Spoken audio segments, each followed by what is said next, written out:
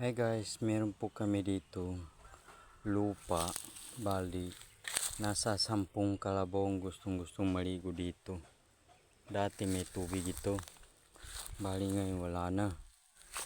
Pero nagulat ko, ito talaga, ano kayang klaseng kahoy ito? Ito bali may bunga siya, bilog. Yan po yung bunga niya.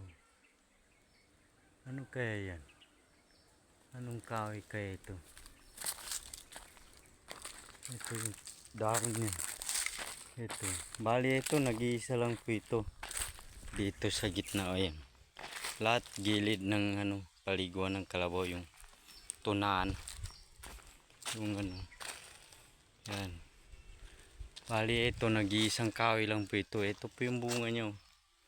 Anong kayang klaseng kahoy ito? O anong makain ba ito? Hindi.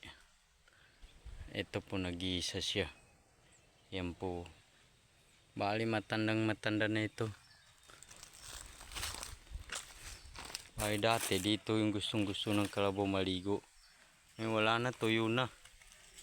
Wala na, ayun na yung malalim yung isa. Ngayon wala na. Ano kayang kahoy ito?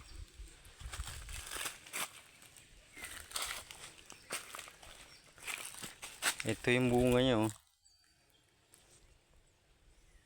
Ano kayang kahoy ito?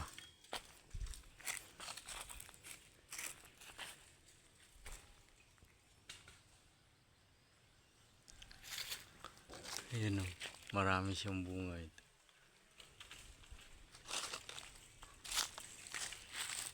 Ayan po.